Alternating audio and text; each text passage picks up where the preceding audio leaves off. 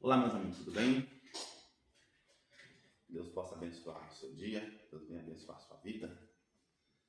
Vou estar compartilhando uma reflexão aos corações dos irmãos, que está aqui no livro de São Lucas, capítulo número 4, e o versículo de número 12, o 12 e o 13, que vai dizer assim: E Jesus, respondendo, disse-lhe: Dito está, não tentarás ao Senhor teu Deus.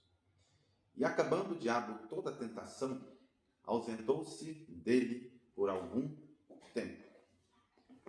A nossa missão como crente é resistir ao diabo. A Bíblia nos diz que nós temos que resisti-lo. Por quê? Porque a missão dele é nos tentar. Mas o texto que eu acabei de ler, você vê que nessa guerra espiritual, a tentação de Jesus Cristo, você vê que o diabo ele tentou o Senhor Jesus de várias formas. Através do pão, através da barriga, através da fome. Ele tentou o Senhor Jesus dando-lhe a oportunidade de ter todos os poderes, todas as vidas na terra. Mas o Senhor Jesus, de maneira nenhuma, ele caiu na tentação do diabo, do maligno. A nossa missão como crente é resistir ao diabo, a Belial. E a missão dele, pode ter certeza, é nos tentar. Enquanto nós estivermos aqui na terra, ele vai nos tentar. A reflexão que eu venho lhe trazer é que não se assuste quando estiver você sendo tentado. Não, você tem que dar graças a Deus. Você deve se assustar quando você estiver num ambiente muito sossegado, porque aqui está dizendo que o próprio Senhor Jesus, o diabo, se ausentou dele por algum tempo. No livro de Tiago, capítulo de número 4, e o versículo 7, vai nos dizer qual é a missão do diabo. Qual é a missão dele? O livro de Tiago, capítulo 4, versículo 7, diz assim: Sujeitai, pois, a Deus, resisti ao diabo, e ele fugirá de vós. A nossa missão é resistir. 1 Pedro, capítulo 5, versículo 8, vai dizer o seguinte, que o diabo, ele tenta de todas as formas. Não é isso? 1 Pedro, capítulo 5, e versículo número 7, vai dizer o seguinte: sede sóbrios, vigiai, porque o diabo, vosso adversário, anda em derredor, bramando como leão, buscando a quem possa tragar. Então, ele vai nos tentar. Ele vai nos tentar. Mas fiel é Deus que nos guarda, que nos livra. No livro de Salmos 124, versículo 3, vai nos dizer o seguinte: Salmos de número 124, porque Salmos não tem capítulo. Olha só o que o diabo, se possível, ele faz. Se não for o Senhor que esteve ao nosso lado, ora diga a Israel. Se não for o Senhor que esteve ao nosso lado, quando os homens se levantaram contra nós, eles então nos teriam engolidos vivos, quando a sua ira se acendeu contra nós. Se não fosse o Senhor Jesus que estivesse ao nosso lado, o diabo nos engoliria vivo. Por isso a reflexão nesta manhã: ore ao Senhor Jesus, medita na palavra de Deus, tenha uma vida consagrada ao Senhor Jesus. Eu não vou cansar de lhe dizer sobre isso. O vejo, o que é o vejo? O vejo é vigilância, escritura, jejum e oração. Não adianta a pessoa dizer que ora e não vigia. Não adianta nada, você vai ficar, meu filho. Não adianta também a pessoa não ler muita Bíblia e não orar e não vigiar. Não. Você tem que praticar o vejo, vigilância, primeiramente, porque as 10 virgens lá, você vê na parábola que Jesus contou, 5 eram loucas e 5 eram prudentes. As loucas ficaram, as prudentes foram com o noivo. Por quê? Porque elas estavam vigiando. Mas o que acontece? Se você prestar atenção na palavra de Deus, você vai ver que o diabo está a todo tempo nos tentando, a todo tempo nos tentando. A missão dele é nos tentar, a nossa é resistir. A palavra de Deus nos diz no livro de 1 Coríntios, capítulo 10, e versículo 13. Olha o que o Senhor Jesus tem para você neste dia. 1 Coríntios 10, 13. Aquele, pois, que cuida estar em pé, olhe que não caia.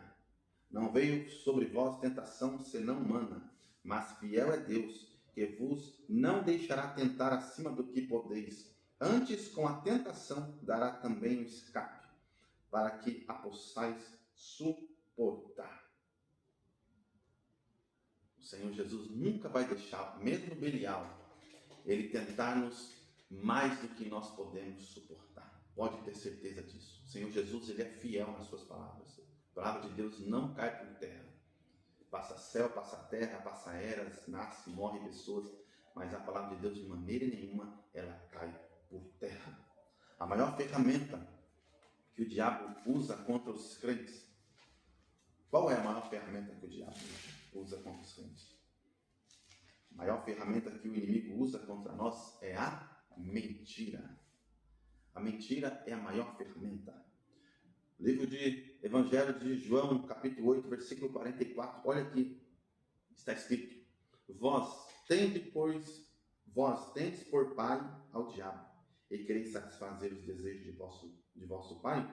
Ele foi homicida desde o princípio, ele não se firmou na verdade, porque não há verdade nele. Quando ele profere mentira, fala do que lhe é próprio, porque é mentiroso e pai da mentira. O diabo é o pai da mentira. Mentira destrói. A mentira, até já vi histórias que a mentira levou pessoas para a cadeia, tirou pessoas da cadeia. A mentira matou pessoas por causa de uma mentira. E você vê que a maior ferramenta ainda a ser usada no meio da cristandade, no meio do mundo secular, seja onde quer que for, a maior ferramenta é a mentira. Você vê que até no judiciário, o bom defensor ou o bom acusador é aquele que faz a verdade se tornar mentira e a mentira se tornar verdade. Essa é a missão do defensor que quer livrar o seu assistido ou o seu representado naquele momento.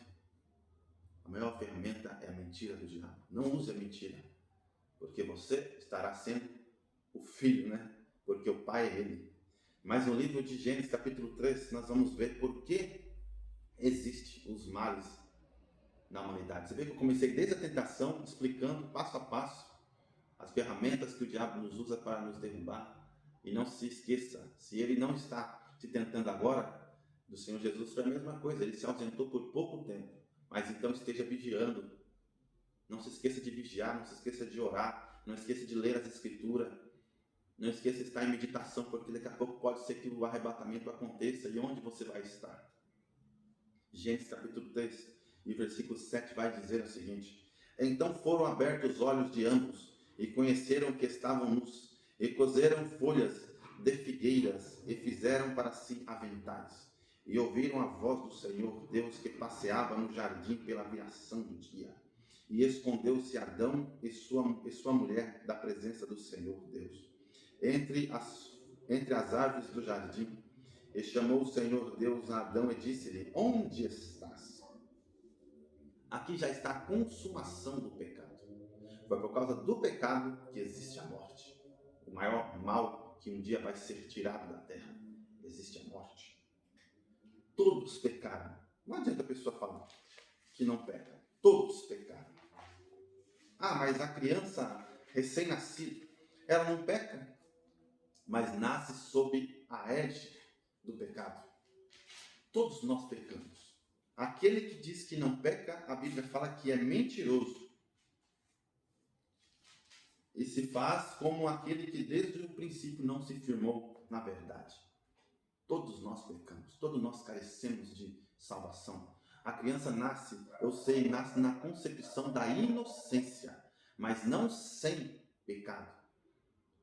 Porque você vê que ela vai crescendo, daqui a pouco ela começa a se fazer uma pessoa boa ou uma pessoa má. Uma pessoa plausível à sociedade e uma pessoa desprezada na sociedade. Por quê? Porque começa a praticar as coisas do pecado, as coisas más. Quem ensinou ela? Ninguém ensinou. Seus pais ensinaram? Às vezes sim. Mas às vezes você vê que teve uma educação exemplar. Seus pais são homens exemplares perante a sociedade, os seus filhos não herdaram o mesmo gênero do pai. Não é isso. É porque desde o início, lá no Jardim do Éden, todos pecaram. Todos nós carecemos de salvação. Todos nós. Romanos capítulo 3, versículo 23, vai dizer assim, ó: porque todos pecaram e destituídos estão da glória de Deus. Todos nós pecamos e destituídos estamos da glória de Deus. Não há salvação debaixo do céu, em cima do céu. Não há salvação em nenhum outro nome.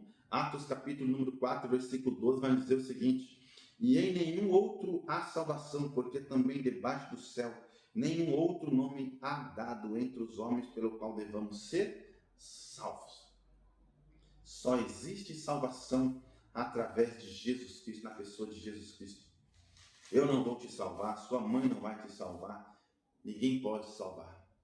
Você que está ouvindo essa palavra, quem dera se você colocar suas mãos para o céu e dizer: Senhor Jesus, eu te aceito como único e suficiente Salvador da minha vida, para ir morar com o Senhor. Para onde o Senhor está hoje, eu também venha estar. Quem dera se você dizer essas palavras. Que Deus te abençoe, meu amigo. Que Deus possa te dar um excelente dia. Deus possa te abençoar a sua manhã, a sua tarde, a sua noite, a sua madrugada. Mas não se esqueça, o Senhor Deus, ele foi tentado. O inimigo se ausentou dele pouco tempo. Que nós não venhamos se esquecer também que todos nós carecemos de salvação. Todos nós pecamos, ninguém aqui é bom. Ninguém aqui é melhor do que o outro. Todos nós pecamos, todos nós somos pecadores arrependidos. Mesmo cristãos, mesmo santos, uma pessoa 100% ali está na presença de Deus. Mesmo Enoque, mesmo Elias, eles eram pecadores arrependidos. Mesmo eles. Não se esqueça que nós precisamos de salvação, ser salvos. Só existe um cordeiro que vai te salvar.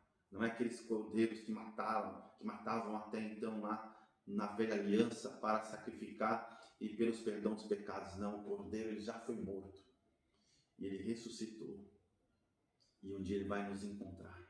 Não se esqueça que Jesus Cristo é a salvação da sua vida. Temos um dia abençoado em nome de Jesus.